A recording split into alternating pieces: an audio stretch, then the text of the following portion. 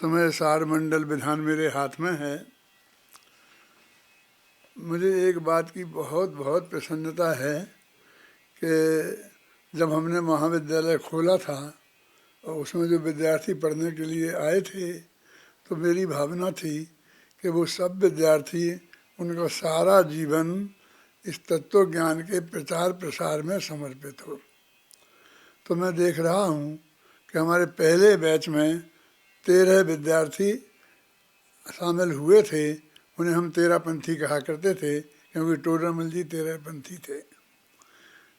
तो उसमें अभय जी भी थे, अब जतीश भाई भी थे, अभिनंदन कुमार भी थे, राकेश जी नागपुर वाले भी थे और बहुत थे, 13 लोग थे। तो सभी लोगों का जीवन लगभग इसमें तत्व ज्ञान के प्रचार प्रसार के लिए पूरी तरह समर्पित है। इस बात की मुझे बहुत बहुत बहुत प्रसन्नता है क्योंकि ये लोग ही इस तत्व ज्ञान को आगे बढ़ाएंगे। अब मैं ये कहूँगा, थोड़ी तुलना मत समझना, सभी बात की मेरे चित्त में महिमा है लेकिन फिर भी अंतर तो है ही। जैसे हमारे जतीश भाई और अभिनंदन कुमार जी पंच कल्याणकों के माध्यम से और इनके माध्यम से तत्व ज्ञान के प्रचार में पूरी तरह समर्पित हैं।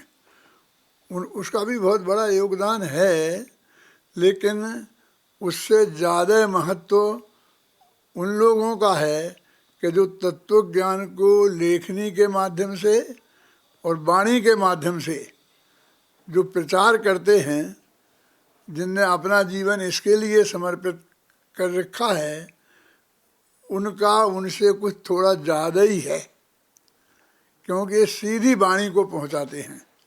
अभय कुमार जी का उसमें बहुत बड़ा स्थान है, नंबर 1 का भी कहें तो कोई आश्चर्य की बात नहीं है। तो अभय जी ने अपना सारा जीवन उसके लिए समर्पित कर दिया है। अपनी और आजीविकादि की चिंता किए बिना वो लेखनी में भी और वाणी में भी उन्होंने किया है। मैं कभी कभी शांति जी की बहुत प्रशंसा करता हूँ तो कुछ लोगों को अटपटी भी लगती होगी, लेकिन मैं आचार्यों की सीधी वाणी अक्षरशः जो हमारे भावी विद्वानों के कंठ में उतारते हैं उसकी मेरे चित्त में महिमा है, इसलिए वो बात मेरे चित्त वाणी में निकलती है। तो वो तीसरे वो लोग हुए। फ्रेंड्स, मेरे सब विद्यार्थी इसी काम में लग रहे हैं, सबको मिला कर के ही ये काम होता है। लेकिन वो एक जतीश भाई जैसा काम है, एक अभय कुमार जी जैसा काम, एक शांति कुमार पाटिल जैसा काम राकेश जी कर रहे हैं। अभी गोष्ठियों के माध्यम से जगह जगह जगह जगह इसी तत्व ज्ञान को फैलाने का काम कर रहे हैं। तो ये सब लोग जो इस तत्व ज्ञान के काम में लगे हुए हैं, इस बात का मुझे बहुत बहुत बहुत आनंद है। आपके इस प्रोग्राम में मैं 7 बजे से ही जुड़ा हूँ।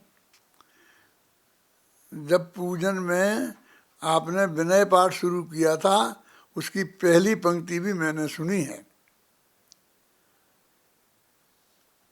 मतलब मैं बिल्कुल इसके आरंभ से ही जुड़ा हूँ और बीच बीच में थोड़ा डिस्टरबेंस होता रहा, जैसे कि नहाना धोना और भी अपने दैनिक क्रियाएं निपटना। तो लेकिन वो चालू सब रहा क्योंकि मैं स्पीकर जोर जोर से चालू रखता हूँ तो नहाते वक्त भी सुनता रहता हूँ। लेकिन अब सुबह 7 बजे से इसमें लग जाऊँ और तो फिर मैं इसमें पूरी तरह तो नहीं लग सकता हूँ। तो लेकिन मैं इसकी सारी गतिविधि से सुबह से परिचित हूँ। 1 घंटा मैं अनुपस्थित रहा था कि जबकि वो मेरा प्रवचन 9 बजे से 10 बजे तक आ रहा था। मैं रोज़ाना उसे सुनता हूँ ध्यान से, इसलिए मैंने वो सुना, फिर मैं इसमें बराबर लगा हुआ हूँ। तो मुझे इस बात का जब मेरे से कहा गया कि मुझे इसका विमोचन करना है तो मुझे बहुत प्रसन्नता हुई कि भाई ये तो हर एक आदमी को अपना अर्घ्य समर्पित करने का अधिकार है। तो भाई जी ने ये मेहनत करके तो उनका उपयोग निरंतर इसमें रहा ना, समय सार में, चाहे क्लासें लें, चाहे वो पढ़ाएं, चाहे विधान लिखा, तो चाहे इसमें किसी भी रूप में। मैं तो समय सार का अथवा आचार्य कुंद का कितना भगत हूँ, ये आप लोग अच्छी तरह जानते हैं करीब 8,000 पेज मैंने कुंद कुंद के ग्रंथों पर लिखे हैं, जिसमें 5,000 तो समय सार पर ही होंगे।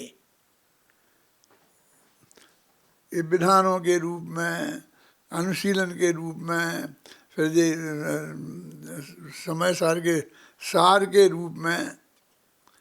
अभी अभी अंत में जब मैं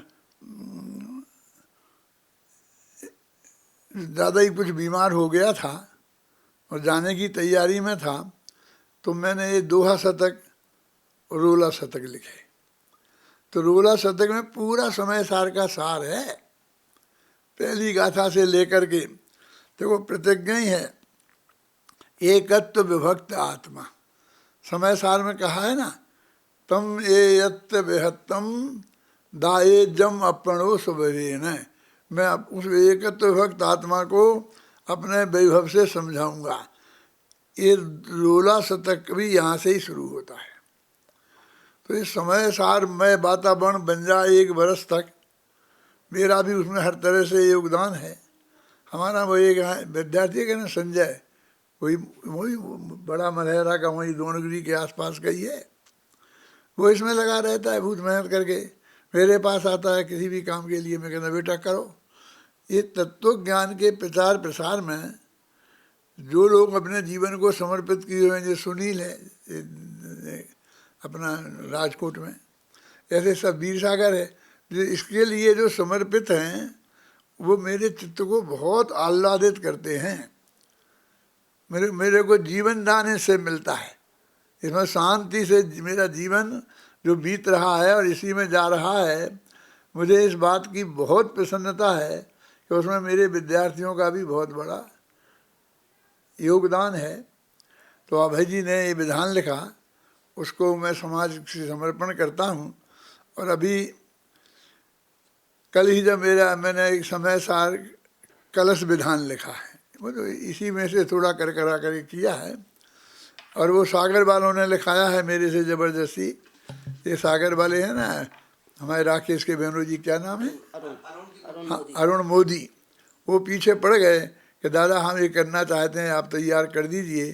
तो कल ही मैंने पूरा तैयार करके शांति जी को दिया है और छपा के उनके यहाँ पहुँच जाएगा।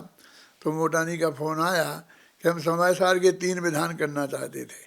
तो एक तो जब अभी करा ही रहे हैं जो अभय जी ने बताया है, एक और कौन सा बता रहे थे, फिर बोले तीसरा हमें समय सार का कलश का विधान कराएंगे। तो माने ऐसा नहीं है, कोई एक दूसरे की प्रतिद्वंदता नहीं है। ये तो जितने अधिक लिखे जाएंगे, जितने अधिक पढ़े जाएंगे, जगह जगह कराए जाएंगे, वो गांव-गांव में होंगे, है ना। तो ये बहुत अच्छा काम है। मैं अभय जी को बहुत धन्यवाद देता हूँ। और अब मेरे ख्याल से वे भी रिटायरमेंट की एज पे आ गए हैं। अभय जतीश भाई को छोड़कर, अभिनंदन जी को छोड़कर वही सबसे बड़े होंगे हमारे विद्यार्थियों में। तो वो अपने जीवन के अंत समय तक इस तत्व ज्ञान की सेवा में ही लगे रहें। इस मंगल आशीर्वाद के साथ मैं इस विधान का विमोचन करता हूँ। अभी कुछ कहना है आप लोगों को? नहीं तो फिर मैं शुरू करूँ अपना।